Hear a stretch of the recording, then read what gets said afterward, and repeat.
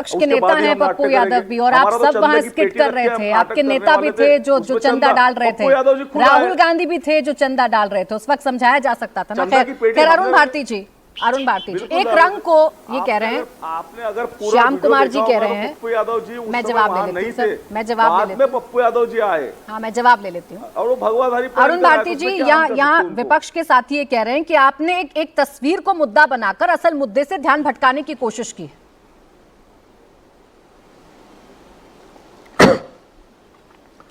प्राची जी, मुझे समय देने के लिए धन्यवाद। मैं सबसे पहले ये चाहूंगा कि क्या बर्वे जी को पता है कि भगवा रंग जो है, भगवा वस्त्र जो हमारे साधु संत और महंत पहनते हैं हमारे सनातन में, इसका क्या महत्व है? इसका महत्व है त्याग का। आदमी इसको धारण करने के लिए जिंदगी में बहुत कुछ त्याग करता है, तब वो उस भगवा को धारण करने का अधिकारी बनता है। और इन्होंने इसके लिए चुना भी ऐसे व्यक्ति को जिसके ऊपर 41 आपराधिक मुकदमे दर्ज हैं, जिसके घर में चोरी का सामान पाया गया था और अदालत ने कहा, उनको सजा सुनाई है इस चीज को लेकर के कि आप ऐसे व्यक्ति को भगवा धारण करके हमारे साधु संत और महंतों का, हमारे सनातन का अपमान नहीं कर रहे हो तो क्या कर रहे हैं?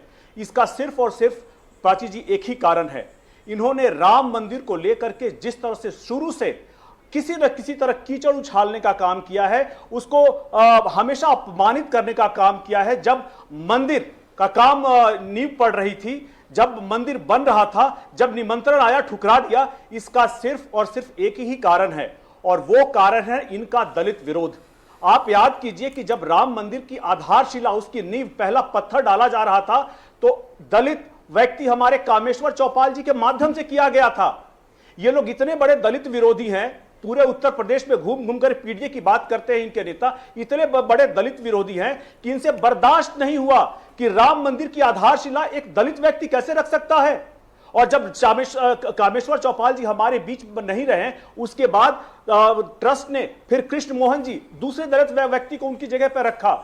इनका विरोध दलित समाज को लेकर के उत्तर प्रदेश में लगातार इस तरह से रहा है कि इन्होंने हमेशा उसको वोट लेने के बाद प्रताड़ित करने का काम किया है। और चूंकि राम मंदिर में आधारशिला दलित व्यक्ति ने रखी थी, इन्होंने मंदिर से दूरी इस चीज को रख करके बना ली, और इसके बाद भी लगातार सनातन को, हमारे भगवा को और राम मंदिर को बदनाम करने के लिए जिस तरह का ड्रामा, जिस तरह का प्रदर्शन, लेकिन अरुण भारती जी, राम मंदिर में चढ़ावा चोरी होती है, ये सनातन की बदनामी है कि नहीं? इसको बदनामी मानते हैं कि नहीं मानते हैं कि राम मंदिर में चढ़ावा की चोरी हो जाती है, लाखों करोड़ों रुपए पार कर लिए जाते हैं, बड़ी बड़ी प्रॉपर्टी बना ली जाती है, जो आस्था के जरिए पैसे प्रभु श्री राम के काम के लिए दान किए जाते हैं, वो निजी संपत्ति बनाने के लिए इस्तेमाल किए जाते हैं। क्या वो सनातन के साथ खिलवाड़ या सनातन का अपमान नहीं, या सनातन पर घात नहीं? इस प्राची जी, इस पूरी की पूरी जांच प्रक्रिया में हमारे किसी भी साधु संत का, हमारे किसी भी मंदिर से जुड़े जो पुजारी, किसी का नाम नहीं आया है। इस पूरे की पूरी जांच प्रक्रिया में जो रिपोर्ट आई है, उस रिपोर्ट में क्या इन्होंने पढ़ा नहीं है, देखा नहीं है? जो बाहर का ठेकेदार था, उन लोगों के नाम आए हैं और 8 लोगों को गिरफ्तार किए गए हैं।